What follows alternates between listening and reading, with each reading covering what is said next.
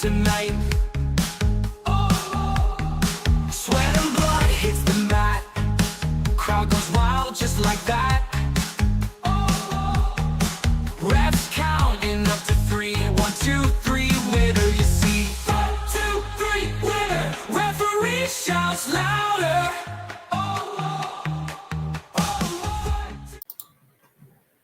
Welcome everybody to 1, 2, 3 winner. Well, you're a winner too. I'm your special guest ref, Versace Stoner, but the real guest of the evening and the real referee is Ref Tim. Welcome. Hello. Thanks for having me. Yes, we can't talk about refs without talking about you. You're doing wonders over there. I see you now. I've been starting to watch Slam Wrestling. You're doing great things over there. Thank you. Yeah, it's been was a few difficult years during the pandemic, and now with the whole war in Ukraine having its own influence on things. But we're getting to a place where we want to be with the company. So happy to say. Yeah, it's looking nice. It's on Triller Plus. You have to subscribe a little bit. On Triller TV. Yeah, that was a big deal for us, being one of the few European companies and the only Scandinavian company on Fight on Triller TV. It's good though. It's good for us American folks, so we know where we can watch it. We don't have to go some back channel or something. It makes it a lot easier, especially when we have for a Scandinavian company. I mean, sure, a lot of wrestling companies have fans from the UK and the United States for obvious reasons, because wrestling is a much bigger in the English speaking countries than other parts of the world. But for Slam, I think I don't have any exact numbers, but the numbers we have for Slam shows that a very big part of our online fandom is from the United States and England. So it's a good that we can reach all of you through Triller TV. Yeah, I mean, like I said, somebody here from New England out, Massachusetts, catching shows out there. I'm talking to people. I'm interviewing you. I talked on my other show with Ref Domi. Starbuck himself came on and talked. That was a fun episode. There was a few allegations of him maybe not wanting to defend his title, but he put everybody in his place and told them, you know what, I'm not afraid of any of you. If you want to see me defend my title, I will. And I have to say that was very noble of him. And it's going to be a good show. All these shows coming up makes for good wrestling, because it is a different style of wrestling than we always see. He was kind of mentioning about what he thinks wrestling is and how he wants to portray that in Slam. Yeah, I mean, Starbuck is a very old school kind of wrestler, old school kind of promoter. He's mentioned several times that Bill Watts is his influence on his booking philosophy and booking views, and I share a lot of his opinions. I like kind of old school style of booking myself, even though especially when you're working in a country like Finland, where pro wrestling, the current era of pro wrestling, the history is so brief. The time we've had wrestling here, if we were in the United States, Finnish pro wrestling would not be of legal age to drink alcohol. That puts in perspective how brief time period we're talking about. We don't have the kind of history and lineage that United States has, or even UK or Germany has, for instance. So in a sense, we're kind of creating that culture now. But I think you're hitting the dominant. I think you're hitting the demo with going kind of old school. You're hitting a demo of people that have been kind of searching for that. Even here in the States, they're not getting that on WWE television. WWE television is very different now than it was then. Oh yeah, absolutely. I think we're doing that, but we're also doing certain things. I think that, for instance, like Arthur that you had on your show. I mean, he wrestles a very high-paced, energetic style, a lot more modern style in comparison to Starbucks' more old school, slower approach. And so, in a sense, we're not afraid of doing new stuff or doing more modern stuff, but the core it is still very much old school with some flavor, so to speak, Yeah, from more so you modern guys modern doing and yeah, you're embracing the modern era of wrestling and what it can bring in, but it's still, like you said, it's not really changing the whole influence overall of what the company is. Now, yeah, yeah. were you refereeing before Slam? Were you doing refereeing anywhere else? I started out in FCF wrestling. That's there are two companies in Finland, FCF and Slam Wrestling Finland, and they were both originally founded by Starbuck. But the difference being that Slam is a business, and FCF is legally speaking more of a sporting club, sporting organization. So just from a legal standpoint, they had to work in a very different ways. Like Slam is a profit-seeking business venture with like partners and investors in it, Sponsors and all whereas that fun, yeah. yeah, when all that involves from a legal standpoint, whereas FCF being a sports club is not as restricted in those point of views, but it also is not allowed, at least when I was still a part of it, was not allowed to be a profitable venture because of its legal status.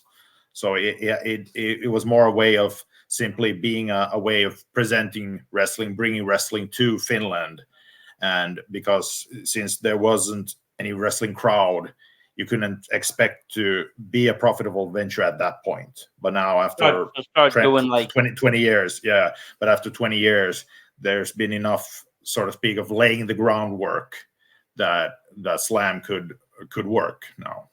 yeah, yeah. So you have to kind of do almost like, like the nonprofit shows and kind of just get the name out there. And you can do that Yeah. through that kind of that without having to pay all the legal fees of a business. It's very smart, actually, if you Yes. think about it. Yeah. You build your Yeah. name up. That yeah. That is actually probably one of the like in general Scandinavian wrestling. That's probably one of the what makes it a unique part of Scandinavian wrestling is like most wrestling organizations are nonprofits. Not all of them, but most of them are nonprofit. And the and the idea is to get the guys experience, to get the product out there, get exposure, and and when money comes in, you bring in foreign talent that'll train your guys, and that's how they learn, and then they can maybe hopefully get bookings abroad, and that has been, for as long as I've been part of it, that has been like the main goal. But there are other companies other than Slam that are trying also to go more profitable, but for the longest time that has been like a unique part of Scandinavian wrestling.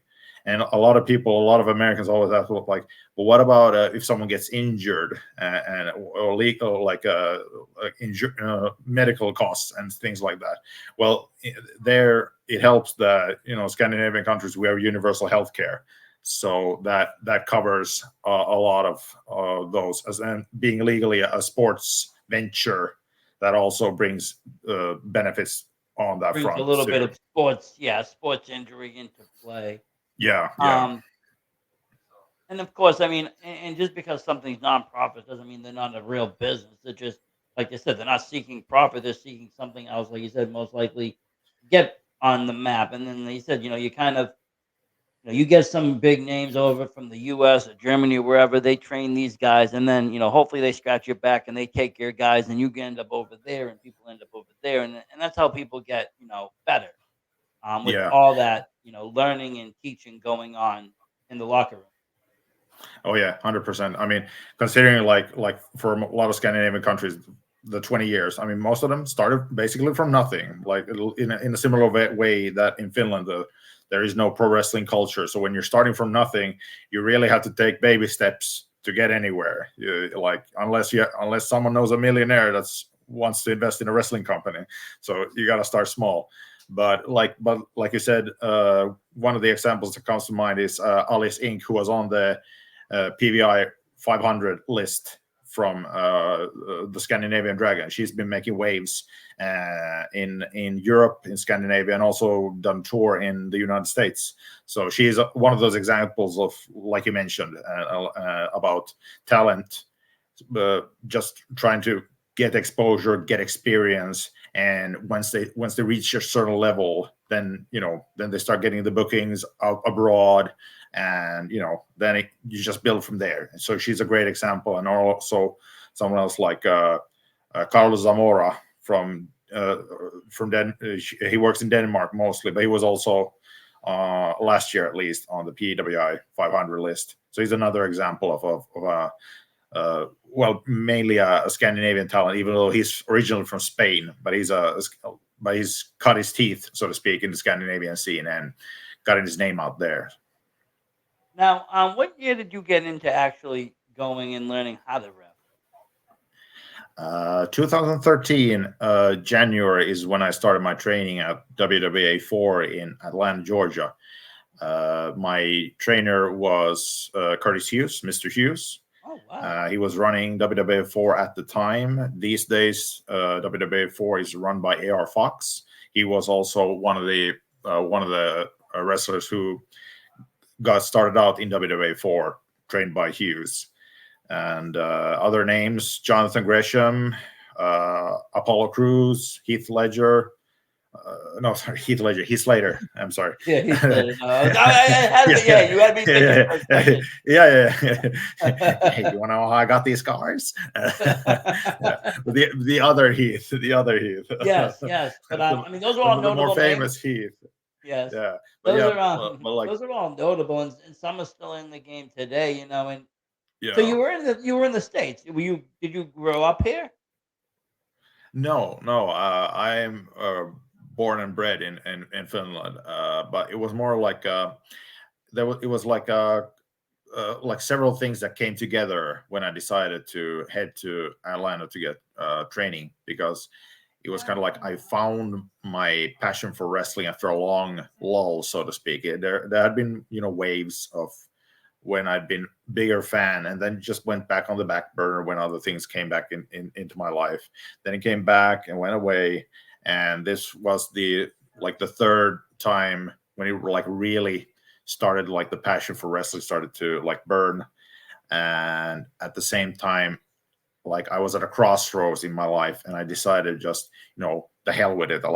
I've always wanted to go to the United States, so I decided this is as good of an excuse as any to just go there, get training, see some of the states, and who knows where it goes from there. And I stayed for the 90-day visa. I stayed in Atlanta, stayed at a hotel nearby that the school had an agreement with.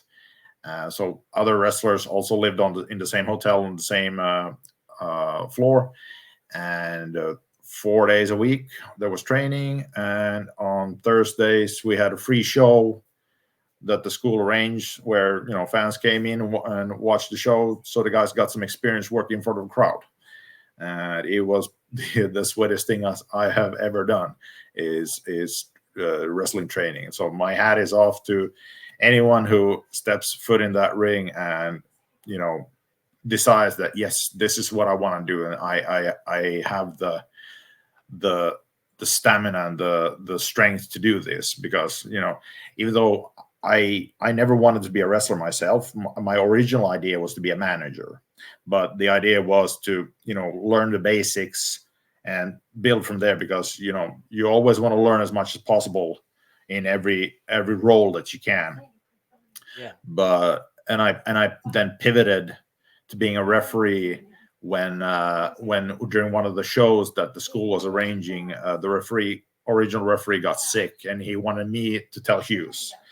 And when I went up to Hughes, I took I saw the opportunity, and I told him like he's sick, but hey, I'll be the ref. I'll do it for him. And he was kind of all right, and let's see what you got. Those first few matches, I thought I was pretty useless, but as The the night went on, the show went on. Hughes came up to me after the show, nodding his head and said, "You got the job, man." And that was my start. I remember my first match being, I mean, like I was so awful, because I was. It's not like I didn't know what to do per se, but it was more like I felt like I was so deep. I was like over my head. Uh, just just uh, just as an example, when Moose, another guy who started out there, he was wrestling a match and he did a spine buster in the match, and I thought the spine buster looked so nice. I just stood there in awe and like looked at him, and then he's looking up at me and is like pointing down, count. And I'm like, oh yeah, that's my job now. Yeah, yeah. So I just got completely lost in the moment because like You it had to was shut the so. fan. You had to shut the fandom down early on and be Yeah, like, yeah, yeah, yeah, okay, yeah. I cannot watching a wrestling show on TV. This is I got to do this. Yeah, yeah. Oh, yeah. No, But actually, I'm a part of it now because it was like, yeah, oh, here I am in the best seat of the house. It's the energy of the crowd and the match and the intensity of the bumps and the sounds and the ring and everything. And then all of a sudden, like, oh, yep, time to do something now. Shit, like, so that was one of those a literal wake yeah, up moments. those wrestlers and wrestlers in general, they make it look so easy what they go out and do in front of a crowd. And I've done like Oh yeah, fantasy camps and stuff, and like it's not easy just doing simple things like running ropes. Very like it's intensive pain on the side. Going off yeah, the yeah, ropes is very hard to learn. It's not something you do. Even taking bumps, falling, jumping, doing all of that, it all takes time and training. And you got to again then also have, like you said, the stamina in the body to do that. If you can do all yeah, that, that's great. But if you get gassed in a minute, that's horrible. You need to yeah. last the whole duration. Yeah, yeah, yeah. I remember like one moment when I was running the gauntlet, well, one of the trainings we were doing, running the ropes, doing the drop down leapfrog, training with the other wrestlers, and I got so gassed. I got so gassed doing that, and I was doing with them with Apollo Cruz. He was Uha Nation at the time, and and I told him when it was time because at the end of it, I was supposed to take a back body drop, and I told him like, dude, I'm so gassed. I can't. I'm gonna sandbag you. He was like, don't worry, man. I got you. And he was so jacked. He lifted me up like I wasn't even there. So like he made it. That's one of those moments where like, yeah, like that dude is jacked because like I couldn't do anything. I was so gassed, and I told him straight up like I can't help you, like I can't work with you. I'm just so gassed. And he just lifted me really like I wasn't even there. And that's one of those. I mean, he looks impressive as hell, but that's one of those moments Yeah. where you realize just how impressive he is because he did it all by himself. I did none of the work. I was just trying to breathe as he like got me over.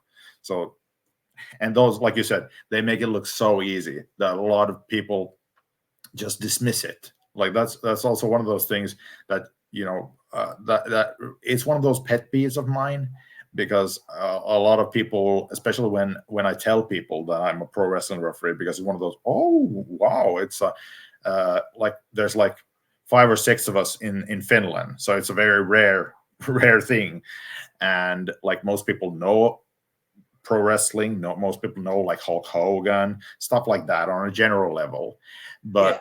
but then you can always tell that there's always this kind of like dismissiveness about that they assume. I mean, it's just BS. I mean, it's just goofing off, and it's like you don't really because you're not really hurting someone that you don't have to be an athlete, or you don't have to have a physique, or you don't have to train, or you don't need cardio.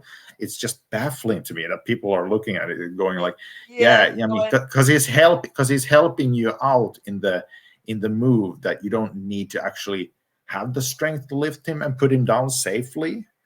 It baffles my mind Yeah, that because how it's a people are two-player so stuff, but dismissive. they are, but that it also comes from a point. Like if you look at '80s wrestling, for instance, not everybody had this physique. You had guys that were really big, like you know, Sure, sure. Paced Out Kowloon and King Kong Bunny. They didn't look like they had muscles or anything. They looked very out of shape. But that didn't Oh yeah, actually mean they were, though. They were in some of the best shape of their life. They could, do almost everything. And that's the difference. There's this they perceived them as being not in good shape, working slower. But they could probably go very fast the whole time. They were told to dumb down what you do for moves. Big guys shouldn't be doing all these high-end moves. You need to slow it down, do big guy. Yeah. So, Oh yeah. But when it comes to today's wrestlers, I feel like we have a hybrid. We have a lot of people now that want to be more. Wrestling got more athletic in general. Yeah. The wrestlers started taking better care of themselves, both physically and mentally, being more like athletes.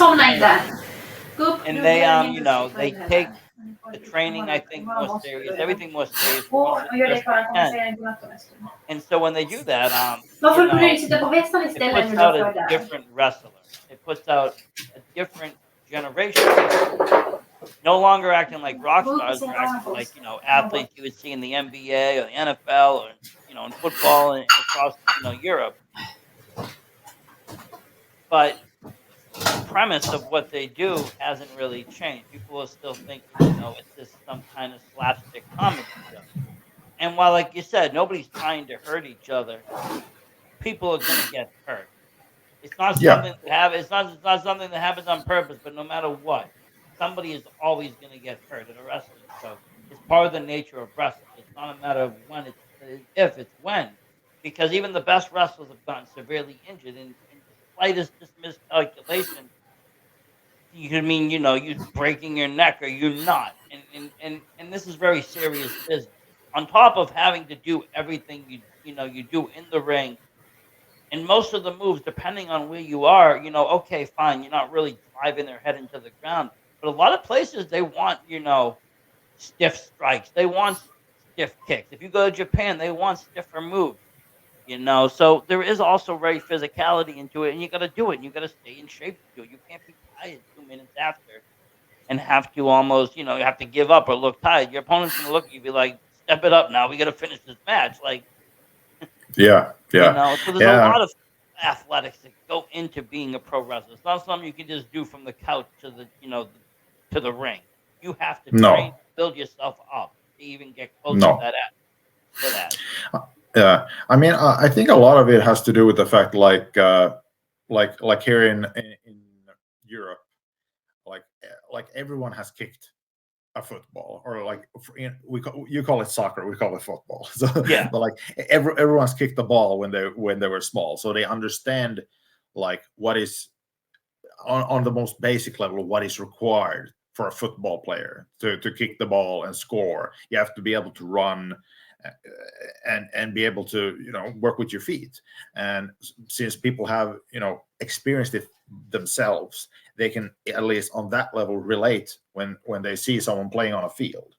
But most people have never been in a fight, and if or haven't worked any kind of martial arts, and so they have no basis on what to compare when they see a wrestler working. Like even a regular fight. Like if you were to get into a bar fight or a street fight, it's about a 1 to 2 minute fight before somebody breaks it up or someone's knocked out. You walk away. A wrestling match is a little bit different. You're fighting for 20 minutes. Some guys an hour. You got to keep the pace up. You got to make the story make sense, and you got to keep doing the action. You got to keep it crisp and fresh. It's got to still look like a fight at the end of the match.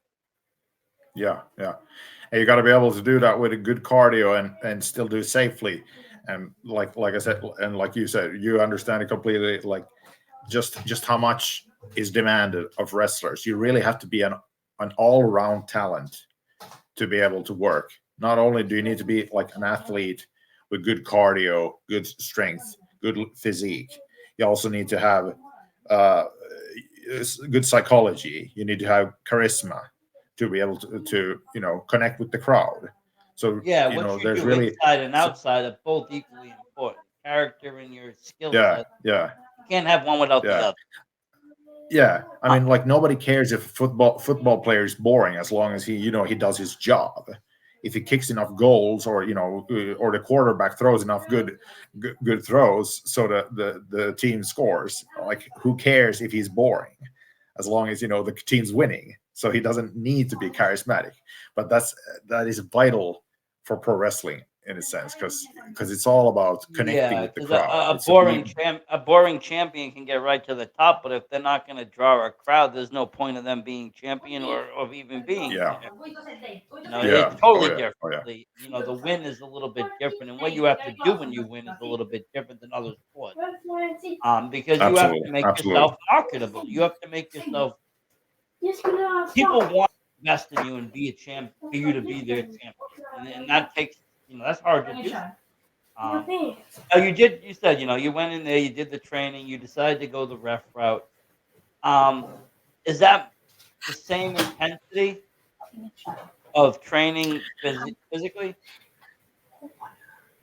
no, no, it's not the same, luckily, because like like I don't think I could manage if it was, but like obviously you need to have uh a, a good stamina and be in somewhat physique, but luckily you don't need to be in a similar kind of physique as the wrestlers, because in a sense, the less a referee moves, the better, in a sense, because a referee should be aware enough where they are in the ring. So when they move as little as possible to distract from the match, and move only when necessary, so they're not in the way. Yeah, So like there was a you're the time when third man match, but you're the hidden third man. I like to call you yes, because it. yes, oh, yes. You should only be visible when you are required to be visible. When when there's a double down, or an interference happens from outside the ring, or there's a spot that requires you to be there. But like other than that, you should take a back seat and let the story of the match take center stage. You're a part of the match, but you are a bit player, so to speak, with certain important roles. And but yeah, it is luckily different in a sense. Like you need to be slow for a lot of time, but then when you gotta go fast. That's basically Yeah, like how when you I would have to describe it in a dive, sense. or Yeah, go for a count, you have to be there and you got to count. You can't, and it's got to be a yeah, consistent count. The yeah, count's got to be, accurate. Things got to be accurate so it makes sense in the match. Um, yeah, you and see in a blunders sense, sometimes, that it happens, but at the end of the day, it takes the skill to go down. Then you got to make sure to count the right count. I've been told by some refs, they've been taught just in general, always count to three no matter what. Don't worry about what's going on. Just yeah, count to three. Let the wrestlers figure out if they're going to kick out or not. Otherwise, you're going to end up butchering it if they decide to change the ending before you get to realize what's going on. yeah. There's always that small caveat, like that is true, except for with a small caveat, because there are, when you have a story that is like absolutely essential that you get it right, where this must be the finish, that like a championship match, main event, WrestleMania, you do not want to mess that one up, because like that sets the stage for different angles, different stories going on. Because at least when Vince was still running WWE, he booked from WrestleMania to WrestleMania, at least the main storyline. And depending on your booker, like you can mess up some very long term stories if the wrong guy gets the belt at the end of the match. So that is probably one of the rare exceptions. But most matches, yes, absolutely. You count to three, even though I've had moments where I've hesitated when I shouldn't have. That happens to all of us all, because there is always that kind of, I don't want to let the guys down, but at the same time, it's like, you know, you need to do this. But yeah, Well, is that the it same for like countouts? Like if the guy's outside and they're not getting back in, will you just count to 10, or will you just like stop at 9 and wait another like 20 seconds? I mean, there are ways of working around it. If you notice that the guys, when you're getting to 4 and 5, and the guys are nowhere near the ring, and this is not the finish.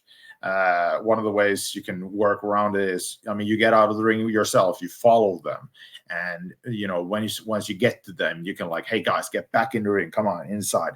Now you bought them some extra time, and you actually reminded them, because sometimes they might actually honestly forget that how long they have when they're duking it out, that they can forget to keep an eye on, like, what is the ref counting. Sometimes they can do that. You go and remind them, and you buy them more time that way, but by exiting the ring and reminding them, and maybe even stretching a little bit, and like, come on, get back inside, come on, because that you're not counting us because you're also outside the ring. But those are the kind of stuff where you can it's one of the referee discretion rules that it's one of those things I really like about wrestling is the referee's discretion, even though it feels it kind of gets bastardized a lot. It feels kind of like you can hand wave stuff with it, but I like it when it's used properly, when it feels like it means something, or that or because very rarely do you have like referees that work like different styles, or like you don't have matches aren't booked that way that okay, this referee is a fast counter, this referee is a slow counter, and very rarely do you see like heel referees these days. I mean, sure there are some of those, but so Yeah, there's a few, but if it makes sense only in like kind of a yeah, storyline wise. Otherwise, yeah, again, like the referee shouldn't, can have some character because I know there is some referees with character, but you don't want to have too much character that you're stealing away from either one of the talent that you're reffing the match for. If you yeah, come out, I mean, I know like Seth Rollins recently did, he came out flamboyant ref, yeah, he yeah, took it away. Something like that is fine, but like you don't want to do that on the indie scene. You don't want to do that for the main event at a show. You don't want to steal from the guys and girls that are fighting that match because it's not your spot. Again, like you said, knowing when no, and where to pull back and kind of go forward. And I think that is the fine line of what a ref does. Because, like you said, you got to be very aware. You got to be ring aware. You can't be yeah, standing in front of the hard camera the whole night. You can't be blocking. You got to move around. You have yeah, to but you also have the very, very, very, very, very important job, probably the number one job of a ref, and that's keeping everybody safe. yes, absolutely. Yeah, staying close, and my style is when guys take a bump, I go down, I ask them if you're okay, and I do it audibly enough that the crowd can hear me, because I use it as a way of helping the guys sell the bump, because I to sell the impact that I am checking on them. But I also allow them to tell me, like, if something is actually wrong, they can tell me when I get close enough. Also, I can tell them the time cues and other than when I go close enough and checking on them, like, hey, are you okay? Can you get back up? Assume a fighting stance. I mean, like I do those kind of things. Like I've taken a lot from boxer and MMA referees, because I in general I just like the style of with the bow tie and button up shirt. I really like the boxing referee look. I really like that old school referee get up. Yeah. I never had the chance to use it, but like I would love to do it someday. But in general, like just the way boxing referees work, I mean, they're not afraid of getting physical. That's also one of those things I was taught, like, don't be afraid to touch the wrestlers when it gets to 4 and it's almost 5, get physical. Hey, come on, break it up. Yeah, I mean that's the thing. People used to like pull the wrestler away, and then if the wrestler would hit the ref, it would be an automatic DQ. Out you go.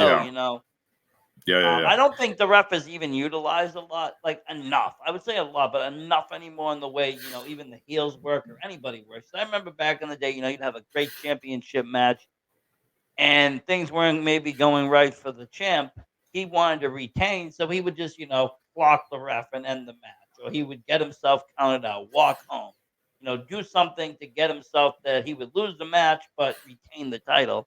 I feel like they Yeah. don't do that enough anymore. It was that old school. A lot of people don't. Even heels in general, they don't use weapons as much anymore and kind of like hide it. No, Some refs you still no. see check and pat down. Others they don't do that. It's all different.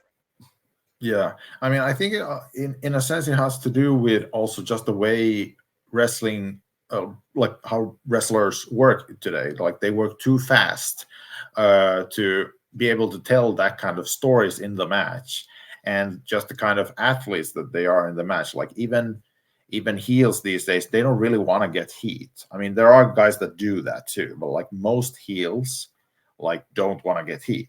I mean, they want to be popular. They want to get cheered. They want to be a cool heel. Well, yeah, So they everybody work. likes the horror movie characters, right? So why not? Yeah, yeah, yeah.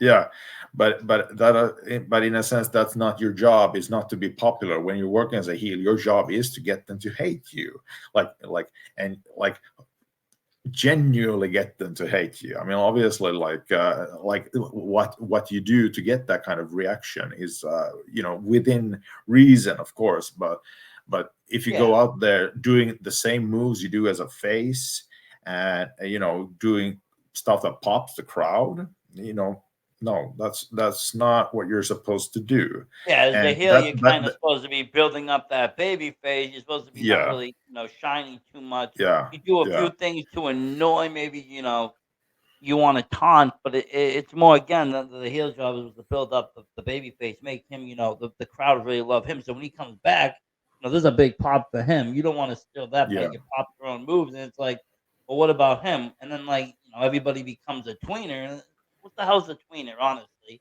There really yeah, shouldn't be no tween. The tween is kinda weird. It's just the tweener I call is what you call for, like, a popular heel or an unpopular baby face. It's like, yeah, yeah. That it's you're not weird. someone's not doing their job correctly if they're getting like a mixed reaction from the crowd, because that's really not what you want. Because like it's basic storytelling about good and evil, and even though the stories can have nuance, but at the end of the day, you want to have someone that everyone's rooting for and everyone's hating, so you get the maximum satisfaction Exactly. when the And I when mean, the regardless. face finally defeats the heel. Yeah, and I mean, you will get people like myself personally. I do honestly enjoy the heels because I enjoy how they work. I Sure, enjoy how sure. they find out they're like you said, they work in a small box. How are they gonna draw and how are they gonna piss people off? I find that entertaining. Sometimes I don't Oh like the yeah, oh yeah. baby face. But I go there and I know what they have to do. They have to come out and be me. They're not gonna come out and slap my hand. They're gonna come out and maybe pretend to and they're gonna pull back. They're gonna do things that are not gonna be nice. Sometimes I'll see them in intermission, and most of the times the people I see, they'll stay in character. They might sell something, but they'll be nasty to you why they do it. Yeah, They're not going to be your best friend shaking your hand because they're still supposed to be a heel until that, show to show, door open and door closed until they leave. They're a character. And yeah, I yeah. kind of like to see that. I'm a big kayfabe person when it comes down to it. I love the character work and what people can do. So the heels for me kind of do that. But yeah, there is this kind of clear line drawn there. And what should happen, and it's good for just a movie in general, like a story. Well, I call it a movie because I look at wrestling as cinematic too. But a story is being told, and in most story arcs, there's a heel, a bad guy, kind of force, and then there's the good guy, the hero that's going to overcome Yeah. that. And that's kind of the same in wrestling. They switch it up. They add in other things, but the basics of what a story is kind of the same. Yeah, oh yeah. And that's why, in a sense, is like wrestling is a kind of a paradox in many ways. It's like in many ways it is so simple, like that the basic of it, like what we're trying to do, and what the idea of it is, but yet it is so complicated at the same time. It's like if I say the words like their job, like the wrestler's job is to like manipulate the feelings of the crowd or the emotions of the crowd, like that's basically their job, by like physical means, and with their own, with their words and their face, they are trying to physically, they're trying to like manipulate the crowd's emotions. And it sounds so Yeah, simple when you say it like that, it's just three letters. Oh, okay, make them dance on your dance to your tune. But at the same time, when you think about it, it's really not that simple. I mean, like yeah, people can tell if someone's a phony in the ring. I mean, you can tell when. I mean, this is also one of those things where I'm, again, my old school view shines, because like I don't really like very gimmicky gimmicks. Like my like Undertaker is the exception to the rule, because he was like my favorite growing up was the Undertaker, like bar none. yeah. But like he's the exception to the rule because he was just so, like he completely immersed himself into that role, which kind of in a sense proves my point even more. Is like the like if he half-assed, if Mark Calloway had half-assed the Undertaker, it would have been a failure. But at the Yeah, it same would've way, never it's worked. like He had to no, do everything he could to make it real for everybody. yeah, yeah. And at the same time, it's like you can tell when wrestlers have gimmicks that aren't their own, or they don't feel, that they're comfortable in their own skin. You can tell, some of the like NXT wrestlers have gimmicks. You can tell that, like what was that girl who was supposed to be like a skateboarder, and you can tell she does not skateboard. I mean, you can just tell Yeah, that and, this is and just that's the this is thing. just tacked on, and It's it's kind so of like a phony. movie role, and it's like, well, you want to cast the movie role to the right way, because like Yeah, drawing. You said you want to draw emotions. That's the same in the music. Musicians, they want to draw emotion out of you audibly. Listening to a song making you feel a certain way, whether it's a pump up song before the yeah, gym or something sad to release emotion. They want to get that across. Wrestling, same way. They need to manipulate you. They need the fan on the edge of their seat. They need them upset, or you used to see old videos in WWE. Hulk Hogan would be hurt or something, and then the kids in the crowd would be crying. People would be crying. yeah, That's the yeah, emotion that you want to try to draw. The kids crying, the people cheering, screaming. Like when Cody Rhodes finished his story, and everybody's happy and cheering. These are the yeah, emotions yeah, that wrestling wants to bring. But it's not yeah. easy to do that because not every song, not every movie is a hit, a blockbuster, or even close to it. You need No. to put something into it. You need to do something different that the next guy isn't doing to draw that out too. Stay competitive.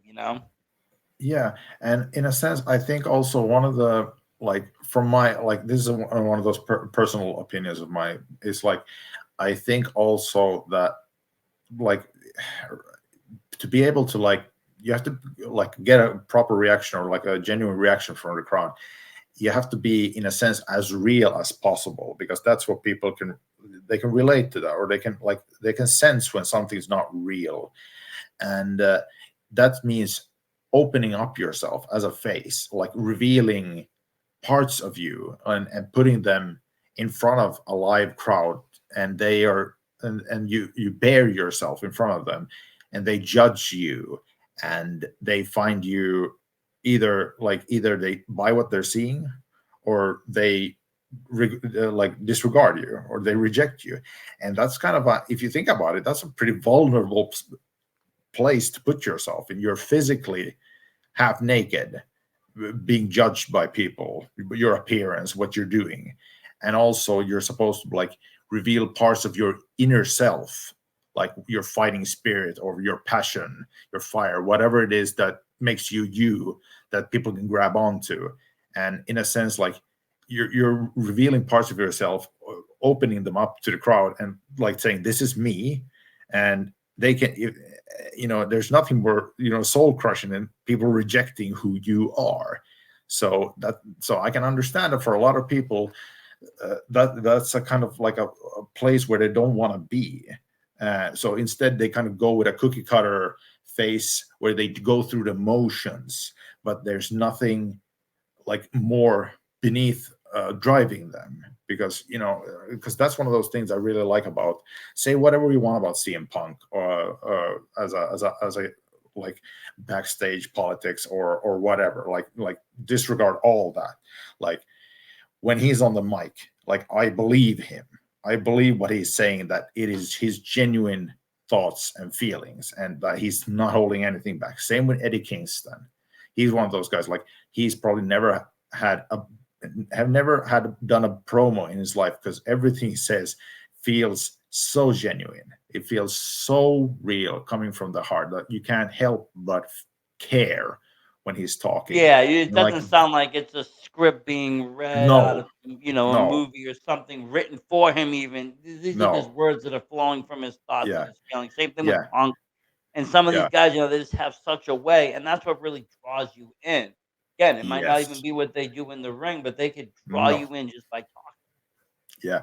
I mean, like, you just said it. Like, it really doesn't matter what you do in the ring. I mean, like, Hulk Hogan didn't do flashy stuff in the United States because he didn't need to, because people Yeah. cared. I mean, as They long, just wanted to hear him talk. They just want to say, yeah, yeah, "Listen, yeah, brother, take your yeah, yeah, vitamins." yeah, And yeah, they wanted to hear about his pythons, and then yeah, his 5 moves look powerful. yeah, That didn't matter. It was just him yeah, being there, his presence. yeah, yeah. Again, Ultimate Warrior, same thing. yeah, Ultimate oh Warrior, yeah, not a very oh yeah, big oh yeah. move set, but big No, impact. yeah, great energy and great intensity and energy. Even though again the person was a POS in many ways. Like I don't know if Yeah, I can yeah. swear. Again, I don't know if I can swear here. So you can definitely swear, but yes, and yeah, unfortunately, growing up, we find out some of our childhood heroes aren't so heroic. But as a yeah, kid, as a 5 or 6 year old kid, you see the Ultimate Warrior come running through. You hear that music. You see him mhm, running. You start to run. Like it's something that, yeah, yeah, and yeah, that's probably what got me into wrestling. If it wasn't for those characters and all that energy, I probably yeah, wouldn't be into it. If I turned the TV yeah. on today as a 5 year old, I probably wouldn't be invested. No, and again, we come back to the point where what I said about wrestling sounds so simple yet so complicated.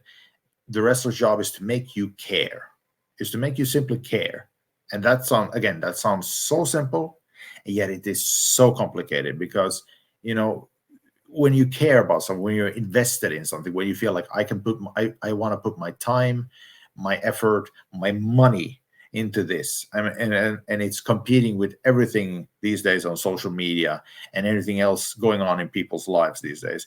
So it's kind of, again, it sounds so simple, but at the same time, it's like it is No, and not a it does. simple It thing. does. It is not a You simple mentioned thing. it. No, and you mentioned it earlier. It's a lot about psychology. Do you know the psychology of a match, or know the even the Yeah, psychology of a fan, or what they want to see and how the show should flow? Because you can't get everybody pumped and then everybody tired by the third match. Like you have to have the show flow proper, the matches flow proper, everything kind of flow to get the right yeah, energy to where you want it to be for that climax end moment of the show, which is yeah, yeah, which yeah. we're gonna get people to come to the next. Yeah, yeah, yeah. I mean, you can't have your first match be your biggest match, and then the rest of the show is just downhill from there. Because then it's the people are just going to go home deflated. They want to go through that roller coaster of emotions for that 2 3 hours that they're at the show, maybe longer if it's WrestleMania, Yeah, like sometimes even longer. But but at the heart of it, but in general, it's like you want to peak at your main event for obvious reasons because that's how you send them home. You send them home happy, or at least invested enough that they want to come back the next time. yeah, definitely, and I think that's the key. Getting that investment, getting people to want to come back, getting people to do that, and that can be the hard part. If you have a bad ending, people are going to be hesitant. You even see Yeah, it on TV that a show ends the wrong way, and everybody's like, "Well, I'm not watching it next week," and they'll say what they say. People are yeah, very quick to just judge and just be like, "Okay, that's it." So those kind of moments are like the key moments. yeah. Got a few more questions and we'll wrap it Sure. up. It's almost that time. Let me ask you, what do you recommend for people that want to get into the ref business? How should they go about doing so? Find a wrestling school with a trainer that has some name value. I mean, like that's the simplest thing I can probably tell you. Like because most places will not have referee training. There are places that do. At least here in Europe, comes to mind Thomas Kerins from ICW in Scotland. They have referee training there. But most wrestling schools will train you at the side of uh, uh, the basic training. You will learn the ropes, so to speak, for refereeing. But then after that, you simply have to once you've done that, you simply have to go to seminars from other referees, and that's where you really learn the details of working. And apologies, my cat is my Oh, cat no is being worries. obstructing. So, but yeah, and like those are probably two biggest steps. It's like once you got the basics of it, you get the foot in the door, but then you have to work through the seminars where you can get your specialized training. You get to network with referees, get to pick the brains of more experienced guys, ask them the difficult situations and anything else that comes to mind. Kind of learn those key little Yeah, things that you might even yeah, miss in their basic yeah, training. So I noticed another yeah, thing, like honestly, about training and like repping is like how different wrestlers work their mannerisms. If when they see a big move, do they look over shocked? Do they oversell the move? Do they go, "Oh my god!" yeah, Like I always yeah, want, like people must you must work on that at some point, even if it's in a yeah, mirror of like, how am I gonna act when this happens? yeah. That was also one of those things where from one of the first seminar, actually the first referee seminar I went to was with Earl Hebner, in 2015, and he was also the reason why I like started taking refereeing more seriously as my choice of wrestling direction. Goddamn cat! He's pulling on the wires here. But yeah, for a while I was just reffing for a year or so. I was just refereeing, thinking about I'll get my foot in the door and then I'll become a manager when a moment arrives when someone needs me to be a manager. But it was that Earl Hebner seminar where I really got started taking refereeing seriously because of the positive feedback he gave me and the opportunity to talk with him. And just as you mentioned, like him, he mentioned how he and Charles Robinson work differently, because Charles, with his wavy hair, he'll sell the punches, throw his hair back, big moves. Hebner can't do that, doesn't want to do that. So, even there you can have differences of style, how you sell even small things. And that was, God damn it, go away. But even there, those are the kind of stuff that you learn. And for a long time, I worked as a referee. I worked very much like it's a shoot. I moved too much in the ring. I was I would in a real sport. I was moving a lot more, trying to stay focused on what I was doing. But then I learned to find a better balance between the drama and the realism, where, like I said, only move when necessary for the match. So that when you're moving too much, you're being a distraction, and worst case scenario, you'll get in the way. And instead, I focus on moving only when necessary and looking ahead, so I can tell that the guys they're working the corner. So now I know, stay away from the opposite corner. And if I know that now it's gonna come a sunset flip, I know to position myself that when the shoulders are down, I'm right at there.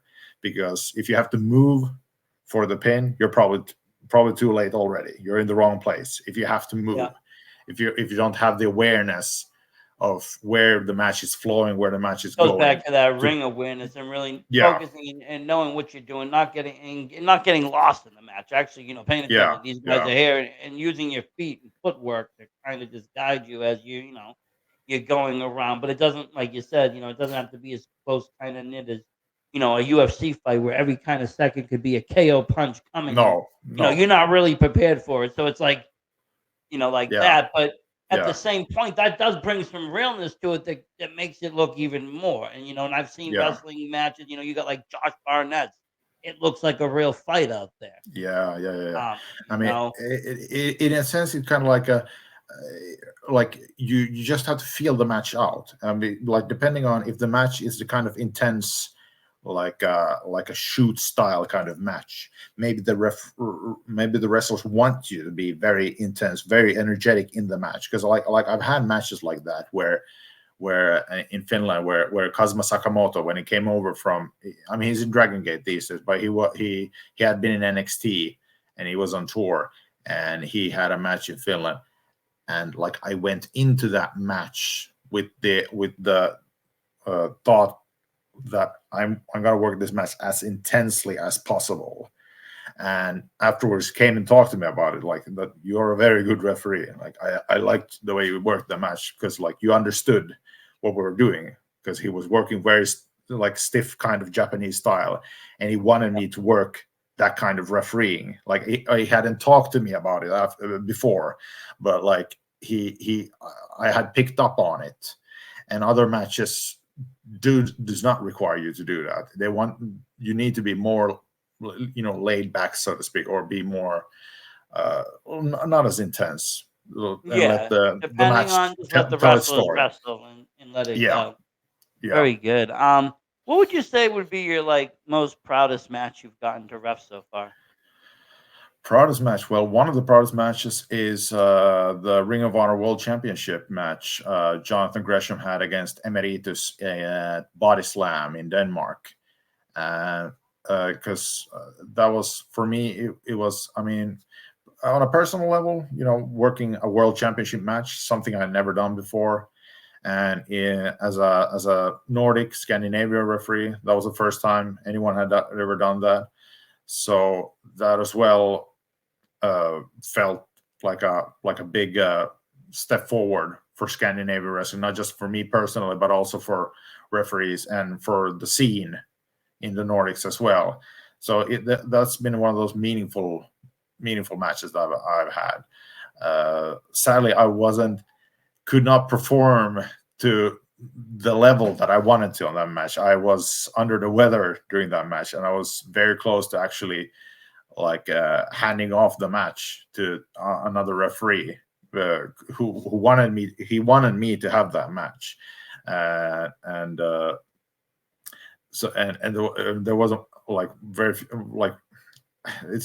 I've been very rarely sick when I've had matches, and of course on the Ring of Honor World Championship match, I am so under the weather that I am genuinely thinking about I need to I need to give this match to someone else.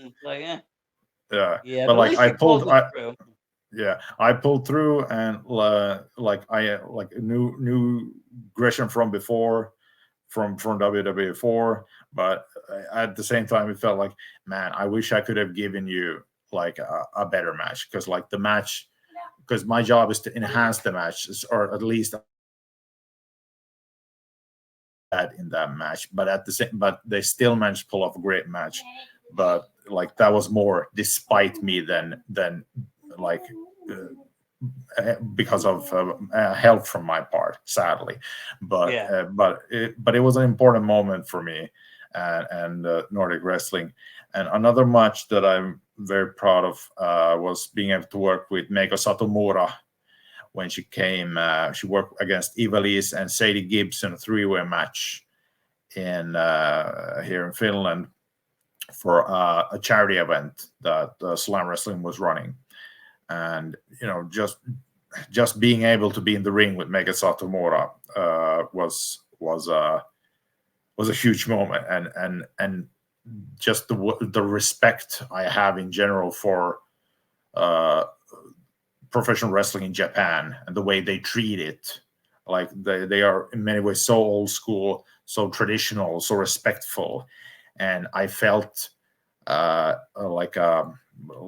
in a sense I wanted to perform to that standard as well, just with her being in the ring. And so that's also one of those highlights for me. And also being able to work with Ilya Dragunov, who's now in NXT, when he was still working WXW, just before the pandemic, 2 weeks before everything shut down. I was in Germany, and I had able to work with him in a match. That was also one of those just being able to work with wrestlers of that level, where you can tell man, they are, when you thought you work with good wrestlers, but then someone comes along and lifts the bar up, and they make it look so easy, because he was such a nice guy, but so intense, so jacked, and and it, I mean, that is also one of those memorable moments for me, and I just love moments like that, where I feel I mean, in a sense, it becomes more than a match, because it becomes more like how should I put it? I leave a part of me behind in the ring, so to speak. Those are the moments, because at the same time, I mean, I am a fan at heart. I mean, that's how I started, and I have the best seat in the house. I just have to remember to not be a shut fan. the fandom on and make the count. Yeah. But at the heart of it, being able to be a part of these moments, being able to be part with these people, and making these moments, even if it's a small part that I play, but nonetheless being able to be there and be a small part of it, those are moments I'll carry with me for the rest of my life. Yeah, most definitely. So where can people find you next? You got any shows on the horizon you'll be reffing? On next month on the 5th, Slam will have Circle City Slam, and I'm not sure, it should be coming on Triller TV. It's not live, but it will be will be edited and will be up on Triller TV, and we will have plenty more stuff coming on the pipeline. Triller TV is coming. Show from April Adrenaline, I think, is coming. It's just called Adrenaline now. Is coming, and our YouTube channel is always getting more matches from the archives. So those are the places to keep your eye on. They always people ask me, where can I catch this? And I'm like, oh, Triller. And then, but if they don't have Triller, then, well, yeah, YouTube is a very handy asset nowadays for putting up spotlight matches, just getting people to introduce your promotion, and what you do. And where can people find you personally? Do you have social media? Do you do like all those things? Yeah, FinRef Tim on Instagram and YouTube. Like my YouTube channel is mainly my matches, my interviews, and also some interviews I've personally conducted in Finnish of former Finnish referees, because I wanted to archive some of the oral history of Finnish professional wrestling. But on Instagram, I'm not so good on social media, but like I try. But Instagram is where I'll post my pictures and videos, and then I am also on X, but I mostly just retweet stuff there. So those are the ways you can reach me. But like Instagram and YouTube is where I would go for mainly. Either that or get some tickets, get out to a Slam show, and check that out. Yeah, that would be preferable. Yeah, that would be definitely preferable. I won't lie. I've already been talking to wife of like, I think we're going to go to Finland next year for the family trip. She's like, oh, why Finland? I'm like, well, there's some really good wrestling out there. Plus, I heard other good things. It will be a good trip. We've never been there. She's like, okay, maybe. Yeah. Like, we're going. Like it's one of those things like never mind the wrestling. If you come for the wrestling, fantastic. Never mind, even if you just come to Finland for just to travel, like you will. We Finnish are kind of funny to say, like it's a cultural thing where we don't like to brag. It's like especially when compared to like Americans, like we think in many ways, like when even just mentioning your merits or what you've done, we can think it's a bit braggy. You should let your actions speak for you. It's a cultural thing. Yeah. But like I want a little bit brag Finland in the sense that you will probably never find a country that is more modern at the same time more wilderness. It's such an absurd paradox where like you can find very modern cities, but as soon as you leave the city behind you, you will find nothing but forest and lakes and kind of nature. Like Maine, where up I live. You see these big cities built, but then from miles on end, it'll be nothing. Even like Canada's kind of like that too. You go to Toronto, but you leave Toronto, it's like miles of nothing. Again, though, that's peaceful, though. That's peaceful land. And you take a nice road trip. You might get lost, but it'll be a peaceful road trip. It'll be. You'll get to eat some reindeer pizza if you never had it. Like that's probably one of those things. Yeah, that's what you. That's one thing you can try when you're coming here. I will try it though. I like doing that kind of stuff. You can do the sauna and the ice dipping thing if you've never done that, because that's also one of those things where the combination of going into a hot sauna and then stepping out, especially if you come in the winter, stepping out into the snow. There's a hole bored in the ice. You dip yourself in the ice, and the contrast between the heat and the ice, and then you come back up and go back in the sauna. It's just, I mean, it must wake you up a little bit. It's an attack on all of your senses. So it's a rejuvenating experience. It sounds interesting. I'm gonna have to try that too. That sounds like something fun. That's not something technically I haven't seen that here anywhere. So I mean, I said I always like that about even other countries where like you do have a lot of different traditional things or different things that just almost to whatever part of the area you're in. Yeah. Recently, a couple of years ago, I went to Italy. I'm from, my family's from Italy. I went back there to see how they did things, and it was totally Yeah. different Yeah. than Yeah. what's going on Oh here. yeah. And they were living in small villages, so it was like it was totally different than what was going on, in any big city I've ever been to. Europe in itself is totally different. Everything's different, and to get all that in and soak it in is great to see, because you get to see different perspectives and different ways of life, and I think that's important. Kind of Absolutely. connect Absolutely. Because as a way to connect. yeah, Um, yeah, because this is a business where you're gonna meet people that from all walks of life, and if you're not open to meeting people from all walks of life, I mean, you're in the wrong business. I mean, you don't have to agree with everything they say. You don't have to agree with everything they do. I certainly don't. But like the moments after matches, like once the lights have dimmed, and when you're talking to people from the other side of the world, or I mean, just from the country in Europe, and they have different perspectives on things and different points of view, and you're sharing a moment with people that you've fought and bled with, and you're yeah. connecting with them on a it's more than just random people just meeting up. You fought with them. You're It's a kind of, you feel a bond, it's a kinship with bond. them. Yeah, Yeah, yeah, it yeah, yeah. becomes a You bond, have a bond, a kinship with them, and you open up in a completely different way about all things in your life, and all things that you're uh, thinking about, and it's so rewarding. And like if you're not open to that, I don't know what you're doing if you're in Yeah. No, wrestling. I hear you, I hear you, and I get that. Well, I do thank you, Tim, for coming on. This has been a pleasure, you're a wealth of knowledge. People should listen more to you. I think you have a lot to offer to reps out there.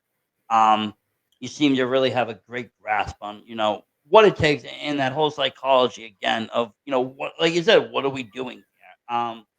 And I can't wait to see more of you on Slam Wrestling again, Triller TV, Triller Plus, whatever, which way, YouTube, and all the socials. But again, thank you for coming on 1, 2, 3 Winner. I really appreciate it.